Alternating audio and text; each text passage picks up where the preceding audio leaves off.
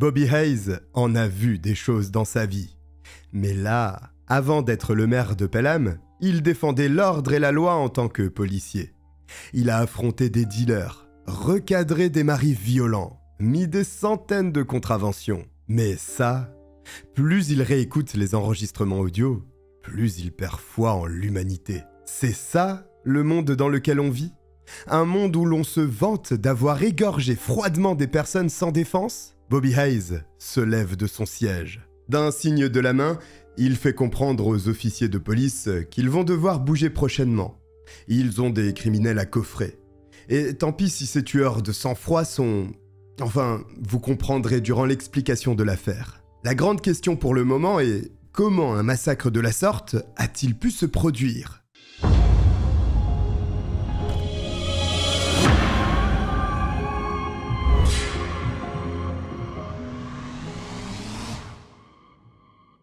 Pelham est une ville incroyablement paisible, située en plein cœur de l'Alabama. En 2022, 25 000 Américains avaient l'honneur de l'appeler foyer. Généralement, le résident de Pelham est âgé en moyenne de 40 ans, et les familles ont des revenus annuels de 100 000 $, ce qui est presque le double de ce que l'on gagne normalement dans l'Alabama, avec des ressources moyennes frôlant les 60 000 $ annuels. Même en termes de valeur immobilière, la ville du comté de Shelby est dans le haut du panier. Et si je vous donne ces précisions, c'est pour expliquer le fait que, sans grande surprise, il y a très peu de crimes violents dans cette partie de l'État.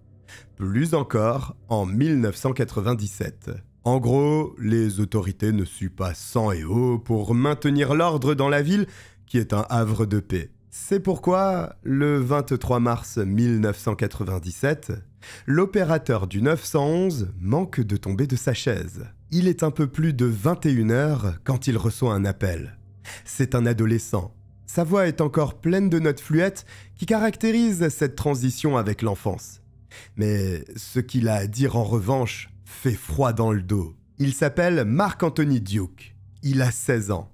Et il vient juste de trouver le cadavre de son père. Même si l'adolescent n'est pas en train de pleurer dans le combiné, l'opérateur sait qu'il vit un sale moment. Lorsque Mark est arrivé chez lui, à Chandawood Drive, il s'attendait sûrement à tout, sauf à marcher dans le sang de son paternel. Et du sang, il y en a énormément. Au téléphone, Mark rajoute une phrase qui fait tiquer le policier.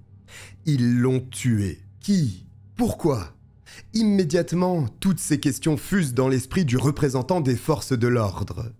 Mais il sait aussi qu'il y a un lieu et un moment pour les poser. Là, maintenant, Mark doit s'éloigner de la scène de crime et attendre que la police arrive. Mark obéit sans émettre d'objection. Quelques minutes après, des agents le retrouvent, debout, au bord de la route.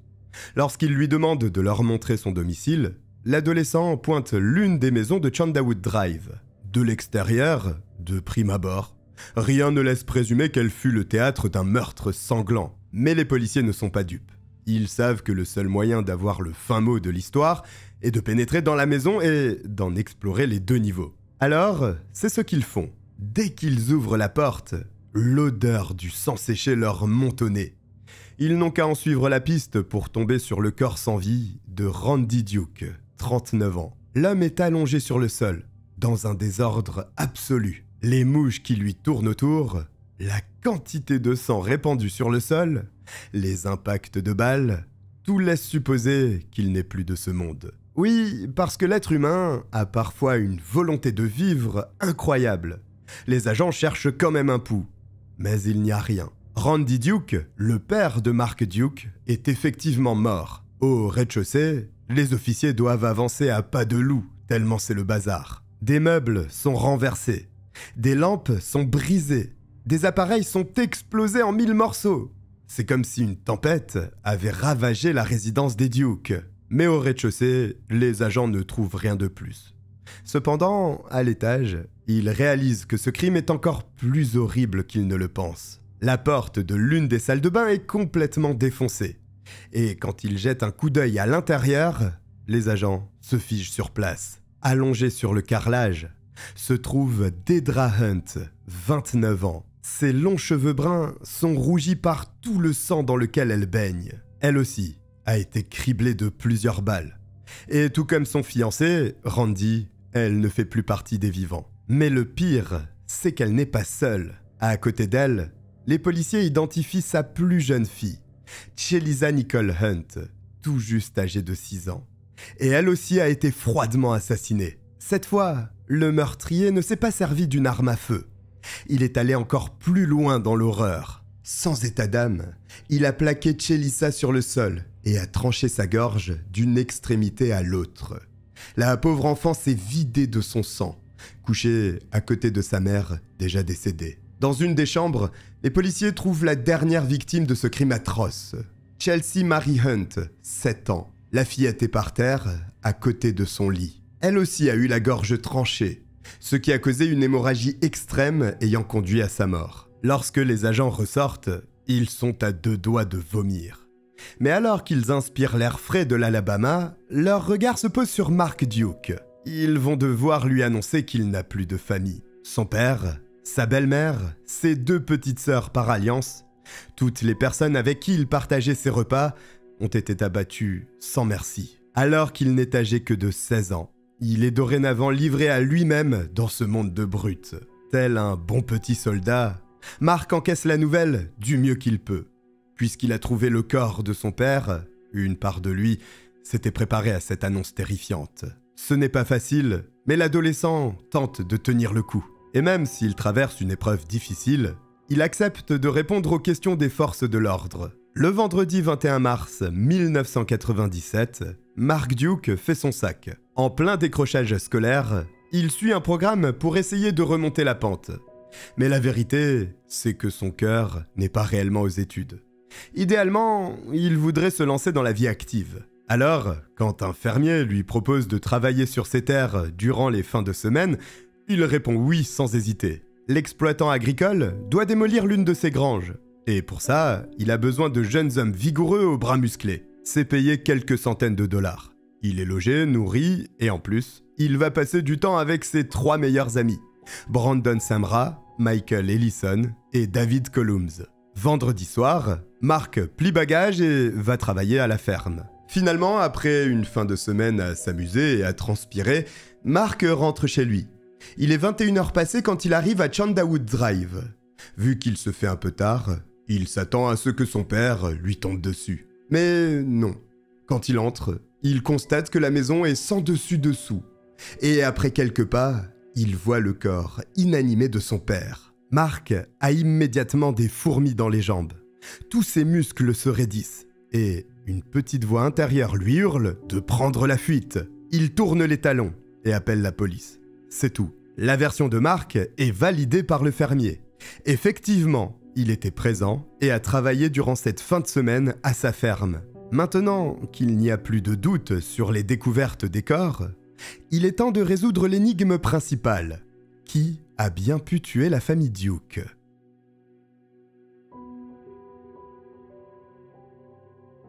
Le 23 mars 1997, Mark Duke appelle pour signaler la mort brutale de son père. En fouillant la maison de Chandawood Drive, les policiers réalisent que l'homme de 39 ans n'est pas le seul à avoir été tué. Sa fiancée, Deidra, et ses 2 filles, Chelsea et Chelisa, ont aussi été assassinées. Les forces de l'ordre de Pelham se mettent au travail. Mais avant, elles doivent s'assurer que Mark est en sécurité. Rappelez-vous, lorsqu'il appelle le 911, l'adolescent de 16 ans prononce une phrase pour le moins intrigante. « Ils l'ont tué ». Cela a fait tiquer l'opérateur de la ligne d'urgence. Les enquêteurs ont exactement la même réaction. Surtout que, sur les murs des Duke, quelqu'un a peint des symboles de gang. Pelham n'est pas une grande ville. Cependant, elle n'est qu'à 25 minutes de Birmingham. Et Birmingham, ce n'est pas une bourgade aussi paisible que Pelham. De temps en temps, la ville fait les gros titres à cause des gangs. Une personne travaillant pour l'une de ces organisations criminelles aurait bien pu prendre la nationale I-65, tuer les Duke et ensuite rebrousser chemin. Aucune piste n'est à écarter. Alors, naturellement, les policiers demandent à Mark s'il souhaite être placé sous protection policière. Il accepte immédiatement. C'est désormais plus serein que les enquêteurs de Pelham analysent le lieu du crime. Et il y a beaucoup de choses à dire. Dans plusieurs pièces de la maison, les policiers retrouvent des douilles. Mais étrangement, toutes n'ont pas la même dimension. Certaines sont de calibre 32, d'autres de 45. Cela signifie que 2 armes différentes ont été utilisées lors de l'attaque de la famille Duke. Soit l'assaillant est venu avec 2 revolvers différents, soit au moins 2 personnes ont fait le coup. Et franchement, pourquoi s'encombrer de 2 armes? À moins de craindre que l'une s'enraye, ce qui a peu de chances de se produire. Alors logiquement, les policiers penchent plus pour la présence de 2 assaillants. Mais dans un cas comme dans l'autre, cet élément indique qu'il y a eu préméditation. Des intrus sont entrés chez les Duke, armés et prêts à dégainer. La violence a toujours été envisagée par ces individus. La preuve, c'est que dans la cuisine, les inspecteurs remarquent que l'un des ensembles de couteaux n'est pas complet. Il manque un immense couteau de boucher. Et aussi, il suffit de regarder la violence avec laquelle ont été commis les meurtres. Randy a été criblé de balles. Dedra a reçu plusieurs coups de feu dont un qui a fait sauter l'une de ses dents. Et quant à Chelisa et Chelsea, elles ont été égorgées. Un acte brutal qui nécessite un sacré effort physique. Oui, parce que l'égorgement, comme l'étranglement, ce n'est pas comme dans les films. Il faut vraiment y mettre une puissance considérable pour tuer une personne, et même un enfant. Toute cette rage laisse penser que le ou les assassins connaissaient les victimes. D'autant plus qu'il n'y a aucun signe d'effraction. Soit les Duke ont ouvert la porte, soit les agresseurs avaient la clé. Alors oui, la maison est sans dessus-dessous. Et au premier regard, on dirait qu'elle a été cambriolée. Seulement, un examen plus poussé révèle qu'il n'en est rien. Les objets ont été cassés uniquement pour la mise en scène. À plusieurs endroits, de l'argent, des bijoux et des appareils dernier cri sont posés bien en évidence. Pourquoi un voleur serait-il passé à côté sans y toucher? Clairement, quelqu'un veut mettre la police sur la piste d'un cambriolage qui aurait mal tourné. Mais les policiers ne sont pas dupes. Ils savent reconnaître une fausse piste quand ils la voient. Et dans ce cas précis, ils ne doutent pas une seule seconde que le massacre des Duke soit une histoire 100% personnelle. La famille a été tuée par quelqu'un qu'elle connaissait, et en qui elle avait un tant soit peu confiance. Oui, mais par qui? Les policiers ont tout de suite un suspect. L'ex-mari de Dedra. Avant de rencontrer Randy, Dedra a été mariée à un homme, dont le nom s'est perdu dans les archives. C'est avec ce dernier qu'elle a eu ses 2 filles, Chelsea et Chelisa. Mais voilà, au fil du temps, les anciens amants sont plus devenus des colocataires qu'autre chose. Finalement, ils prennent la décision de se séparer. Pour la police, l'ex-mari de Dedra est un suspect potentiel, comme le sont souvent les personnes qui entretiennent des liens étroits avec les victimes. D'autant plus que la dimension personnelle semble être présente dans ce cas. Et son ex-femme est sur le point de se remarier à un homme qui l'adore. Peut-être que cela l'a rendu jaloux. Pour faire payer son ex, il aurait décidé de la tuer. Elle, leurs enfants et son fiancé. C'est tordu, mais cela s'est déjà vu. Par jalousie et par vengeance, des gens ont déjà pris la décision d'en assassiner d'autres. Seulement, il ne faut que quelques heures pour éliminer l'ex-mari de Dedra de la liste des suspects. Dedra et lui ont eu un divorce heureux. Il n'y a pas eu de grande bataille devant les tribunaux, personne n'a tenté de ruiner l'autre, même la garde des enfants n'a pas posé de problème. Pour éviter de chambouler les fillettes et qu'elles ne changent d'école, Dedra a accepté qu'elles vivent avec leur père. Et en fin de semaine, elle passe les récupérer. Et puisqu'elle vit désormais avec Randy, les fillettes restent aussi avec leur beau-père. Et l'ex-mari de Dedra connaît Randy, l'apprécie et lui fait confiance avec ses filles. Vraiment, même en creusant bien, la police ne parvient pas à trouver de motif valable. Et surtout, le jour du meurtre, l'ex-mari a un alibi en béton. Bon gré mal gré, la police de Pelham l'élimine de la liste des suspects. Dans leur collimateur, les forces de l'ordre ont un potentiel deuxième coupable. Les dealers locaux. Si les policiers envisagent cette piste, c'est à cause des signes de gang retrouvés sur le lieu du crime. Mais ce n'est pas la seule raison. En plus de travailler en tant que réparateur automobile, Randy aide parfois la brigade des stupéfiants. Il est donc tout à fait possible qu'un dealer se soit rendu compte qu'il collaborait avec la police. Frustré, il aurait voulu réduire la balance au silence et envoyer un message fort pour que le prochain à vouloir tenter l'expérience d'indique soit dissuadé par crainte d'être refroidi. Mais là encore, la piste ne donne pas de résultat. Dépité, la police décide de se pencher sur l'hypothèse d'un conflit familial. Après tout, il n'est jamais facile de naviguer au sein d'une famille recomposée. Peut-être que quelqu'un n'aurait pas supporté la pression. Pourtant, toutes les personnes qu'ils interrogent disent la même chose. Randy et Deidra formaient un couple très sain. Né en juillet 1967 en Alabama, Deidra a 9 ans de moins que Randy. Cette différence d'âge ne l'a pas empêché d'avoir le béguin pour le natif de Chicago. Les deux se rencontrent en 1996.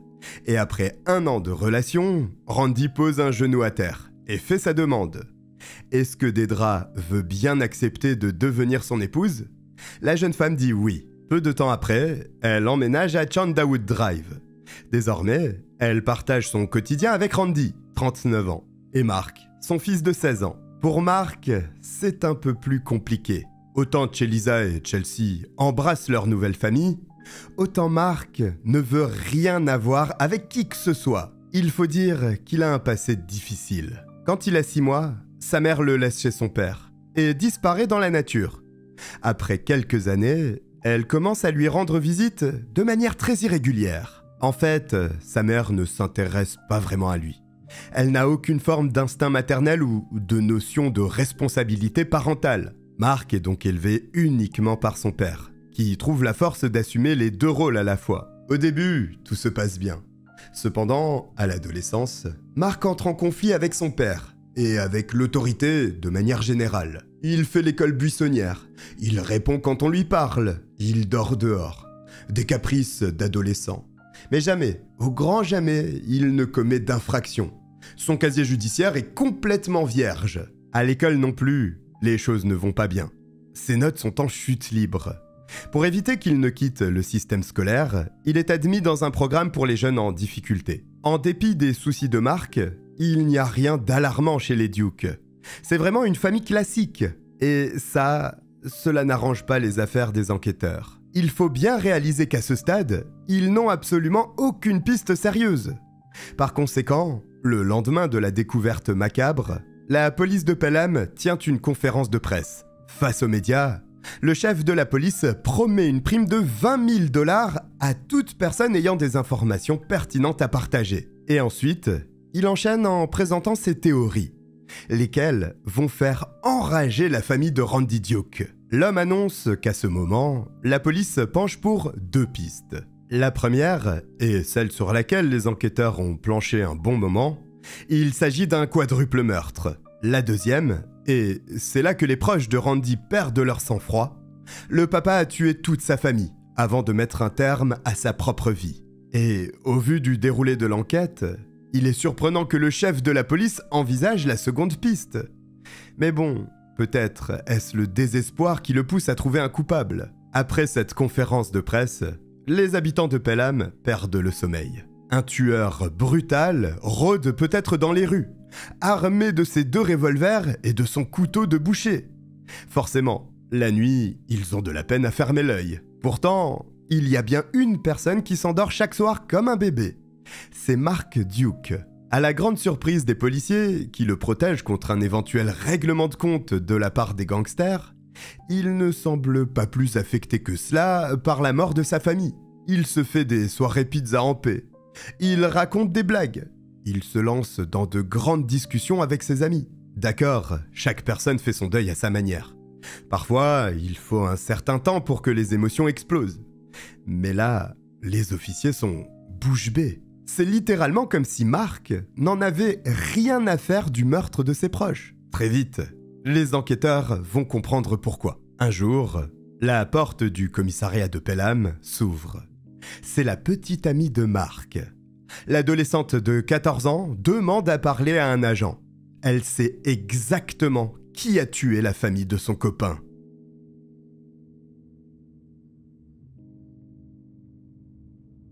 Le 23 mars 1997, la famille Duke est sauvagement massacrée dans la maison qu'elle habite à Pelham, en Alabama. Malheureusement, la police n'a aucune piste.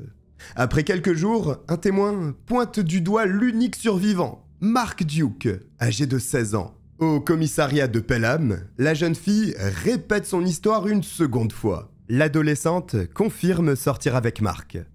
Et un jour, lors d'une discussion, il lui dit avoir tué son père, sa belle-mère et ses 2 petites sœurs par alliance. Il lui a aussi assuré qu'il n'avait pas agi seul. Pour massacrer sa famille, il a pu compter sur l'aide de ses 3 meilleurs amis. Brandon Samra, 19 ans, Michael Ellison, 17 ans, et David Columns, 17 ans également. Sur ce dernier point, la copine de Mark n'a pas été si surprise que cela. Ces 4-là sont copains comme cochons. Si l'un est là, les 3 autres rôdent dans les parages.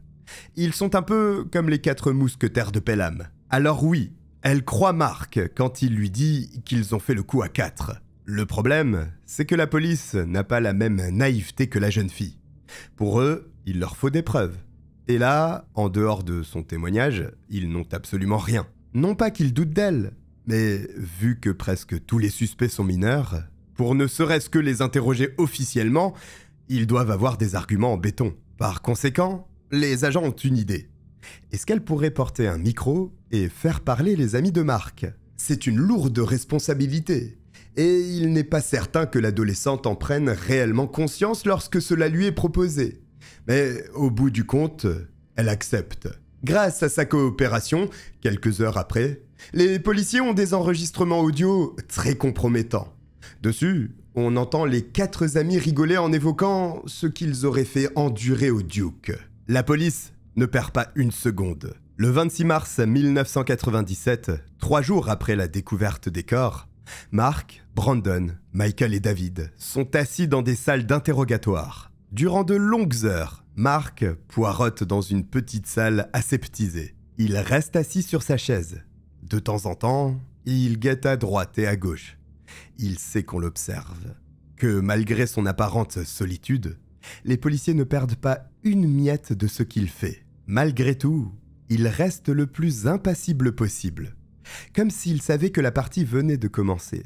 Et c'est à celui qui fera la première erreur désormais. Finalement, après ce qui lui semble être une éternité, un inspecteur s'assoit en face de lui. L'interrogatoire commence. Mark n'en démord pas. Son scénario colle à la vérité. Il n'a rien à voir dans tout ça. Il a passé la fin de semaine avec Brandon, Michael et David. Le fermier a confirmé leur dire.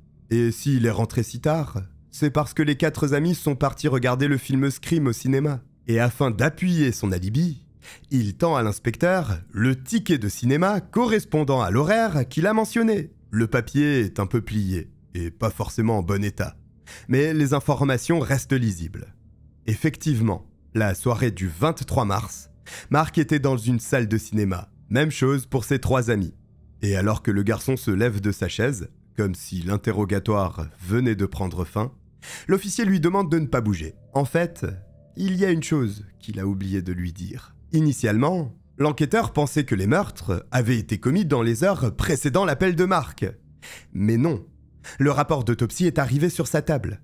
Il n'y a pas longtemps, Randy, Dedra, Chelisa et Chelsea ont été tués environ 36 heures avant que la police n'arrive. Et aussi, ils ont reparlé au fermier. Oui, les 4 garçons étaient là, mais l'exploitant agricole ne les avait pas à l'œil 24 heures sur 24. Et de toute façon, leur travail ne leur demandait que quelques heures par jour. Ils avaient donc du temps libre. L'alibi de Mark, de Brandon, de Michael et de David vient de voler en éclats. Le suspect se rassoit sans dire un mot. À ce moment, il sait que sa vie est en jeu et que l'affrontement avec les forces de l'ordre s'avère bien plus coriace qu'il ne l'aurait imaginé. L'État de l'Alabama applique la peine de mort par injection létale. Si l'homme en face de lui le croit coupable et parvient à le démontrer, c'est la fin au sens propre du terme. Direction le couloir de la mort. Mark ne doit pas craquer. Et il ne craquera pas. Mais dans une autre pièce, l'un de ses acolytes finit par soulager sa conscience. Stressé par les questions des inspecteurs, Brandon se met à parler. Il déballe absolument tout. Lui ne tient pas la pression aussi bien. Selon ses dires, tout a commencé par une discussion. Une simple discussion. Le 22 mars 1997, les 4 amis traînent chez Mark. Ils regardent la télé, boivent quelques sodas qui sont dans le frigo. Ils discutent de sujets assez futiles. Vraiment, des activités normales d'adolescents. Et puis, voilà qu'ils en ont assez. La maison des Duke est sympa, mais Chelisa et Chelsea sont venus passer la fin de semaine. Ils n'ont pas vraiment envie de rester à côté des petites filles. Ils veulent avoir leur propre espace. Très vite, ils décident alors de sortir. C'est là que Mark a un éclair de génie. Et s'il prenait le pick-up de son père? Petit rappel, aux États-Unis, le permis de conduire peut être obtenu dès l'âge de 16 ans. S'il possède le sien, Mark peut donc légalement prendre le volant. Les 4 adolescents s'imaginent déjà en train de rouler des mécaniques face aux autres jeunes. Sauf que le plan tombe à l'eau. Il y a une chose qu'ils n'avaient pas prévue. C'est que Randy, le père de Mark, dirait non. Pourtant, c'est ce qu'il fait. Il s'oppose à ce que les copains sortent en voiture. Sûrement parce qu'il n'a pas envie de les récupérer dans un ravin. Juste parce qu'ils ont voulu frimer devant leurs amis. C'est donc déçus et à pied que les 4 jeunes s'en vont. Alors qu'ils marchent dans les ruelles très peu peuplées de Pelham, Mark s'énerve. Il n'en peut plus de son père. Cet homme fait tout pour lui gâcher la vie. Il lui met la pression pour qu'il n'abandonne pas l'école. Il lui impose la présence de Dedra et de ses 2 gamines. Et récemment, il s'est mis en tête de le faire travailler avec lui dans son entreprise. Vraiment, c'est invivable pour lui. Pendant que Mark vide son sac, Brandon se contente de le regarder. Michael, David et lui ont abandonné l'école depuis bien longtemps. Il se rappelle du cauchemar qu'était la routine scolaire. Il sait aussi à quel point il est difficile de vivre sous l'autorité d'un parent. Quand son père s'est rendu compte qu'il fumait de la marijuana, il lui a donné 2 options. Soit aller en cure de désintoxication, soit quitter la maison. Brandon a pris ses clics et ses claques et n'a jamais regretté sa décision. Autrefois, il était prisonnier. Aujourd'hui, il est libre. Et ça n'a pas de prix. C'est donc naturellement qu'il comprend Mark quand ce dernier leur explique qu'il a prévu de tuer toute sa famille. Mark a déjà pensé à tout. Il sait par où entrer, quand appeler la police et comment faire croire à un cambriolage pour ne jamais mettre un pied en cellule. Il a même déjà trouvé une arme. Pressé de la leur montrer, il sort un calibre 45 de ses affaires. Des mots sont prononcés, des éclats de rire se font entendre, et quelques heures après, Michael débarque avec un calibre 32. Là, c'est bon. Avec 2 armes à feu, impossible que quiconque survive. Après tout, il n'y a que 2 adultes et 2 petites filles. Une fois Randy et Dedra éliminés, la suite sera sans doute plus facile. Pour être sûr que la police ne les retrouve pas, ils essuient minutieusement chaque balle qu'ils comptent utiliser. Les garçons regardent les armes une dernière fois.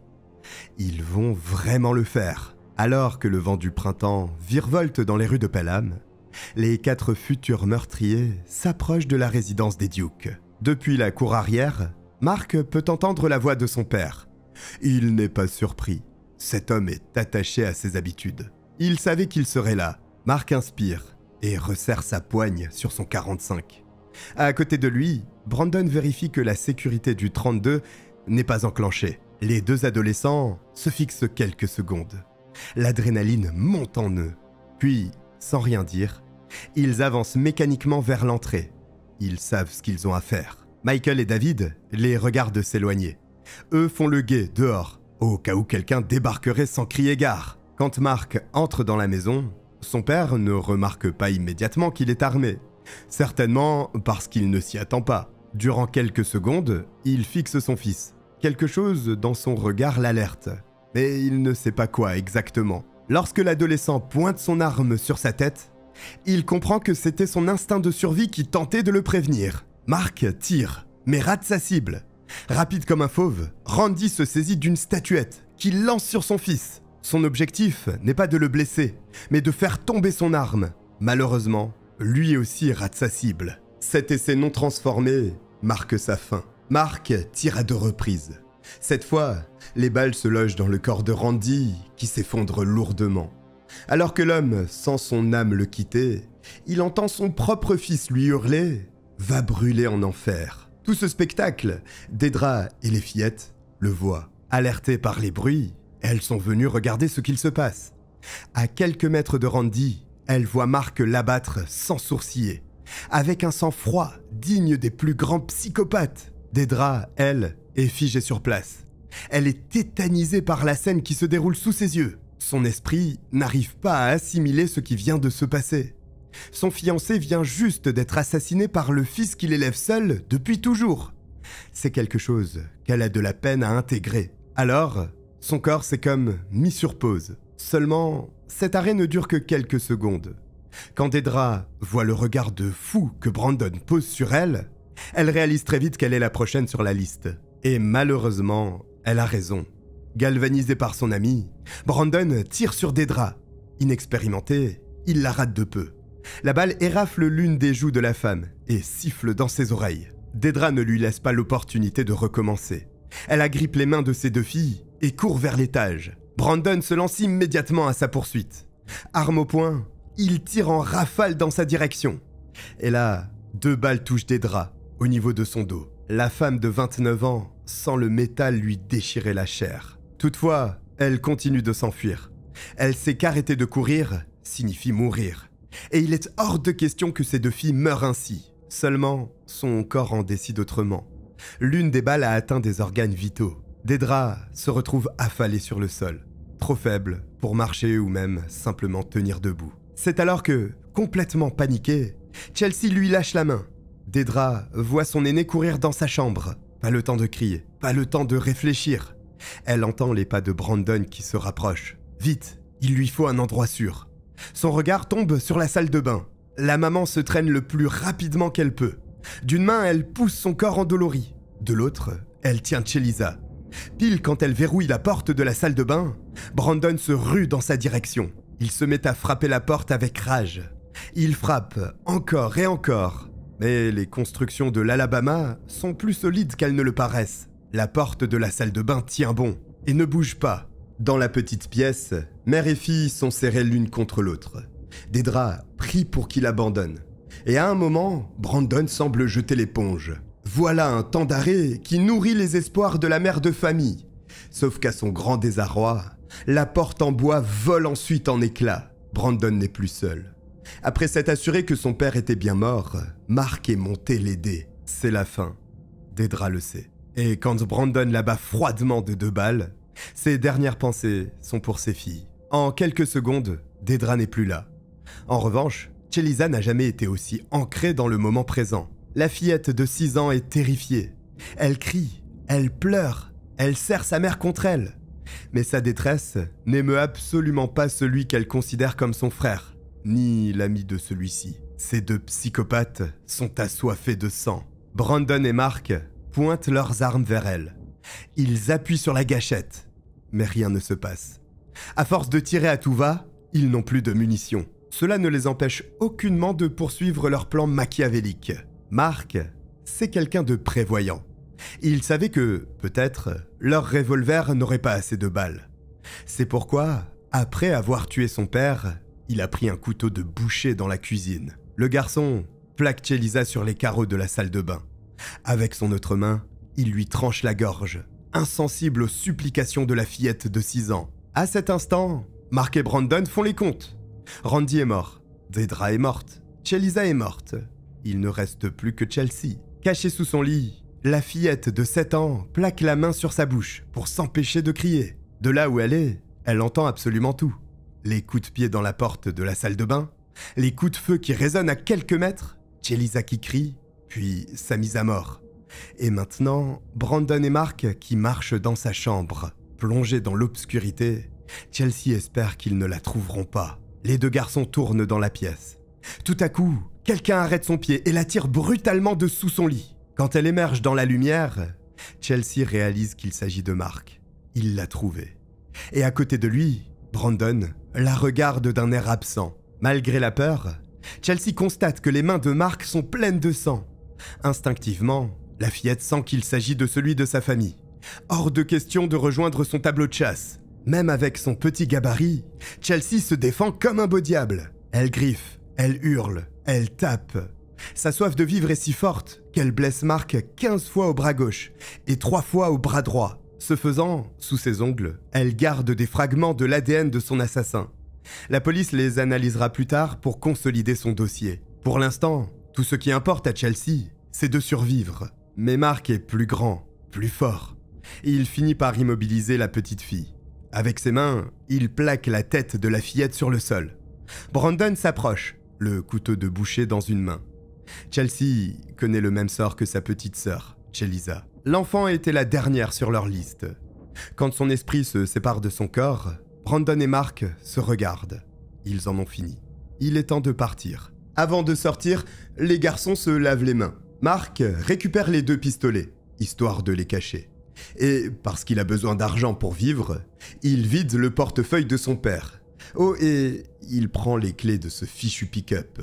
Avant de refermer la porte derrière lui, le fils se retourne une dernière fois. Enfin, tous ceux qui l'empêchaient de savourer la vie ne sont plus là, et c'est mérité. Quand il claque la porte, l'écho rebondit sur les murs de la maison, autrefois pleine de vie, et désormais habitée par la mort. Dehors, Mark et Brandon retrouvent Michael et David. Ce qu'ils se disent, nul ne le sait exactement. Toujours est-il que c'est au volant du pick-up de Randy que les 4 adolescents quittent les lieux. Le lendemain, ils vont regarder le film Scream et gardent les tickets de cinéma pour avoir des alibis. Puis, ils retournent chez les Duke.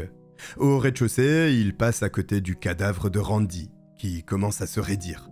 Personne n'a de regrets, personne n'a d'empathie. C'est à ce moment qu'ils saccagent la maison pour faire croire à un cambriolage raté. Ils dessinent aussi des signes de gang pour envoyer les policiers sur une fausse piste. Ensuite, Brandon, Michael et David s'en vont. Mark sort de chez lui, se place en face de sa maison et appelle le 911. Il vient juste de rentrer chez lui et quelqu'un a tué son père. Suite à cet aveu, le 26 mars 1997, Brandon et Mark sont inculpés pour 4 meurtres au premier degré. Michael et David sont arrêtés pour complicité de meurtre. L'ADN, retrouvé sous les ongles de Chelsea, confirme la version de Brandon. Dans le cadre d'un accord passé avec le procureur, Michael et David aident la police à retrouver les armes du crime. En échange, ils ne vont pas au procès et acceptent de passer 16 ans derrière les barreaux. Aujourd'hui, ils sont libres et restent loin des médias. En mars 1998, Mark et Brandon ont connu un tout autre sort. Ils sont condamnés à la peine de mort par injection létale. Ils ont été reconnus coupables, évidemment. Mark, pourtant mineur, a été considéré comme un adulte dans cette affaire, ce qui a conduit à sa condamnation à la peine capitale. Sauf que l'adolescent sera sauvé sur le gong. Une nouvelle loi permet à Mark d'éviter la mort. Elle annule les condamnations à mort des personnes mineures au moment des faits pour lesquels elles ont été reconnues coupables. Point fondamental de cette loi, elle est rétroactive. Puisqu'il avait 16 ans à l'époque, il passe entre les mailles du filet. Brandon, lui, n'a pas eu cette chance. Vu qu'il avait déjà 19 ans au moment des crimes, sa sentence reste inchangée. Le 16 mai 2019, alors âgé de 42 ans, il décède à 19h33 suite à l'application de son verdict. Ses dernières paroles furent « Je remercie Jésus pour tout ce qu'il a fait pour moi. Amen ».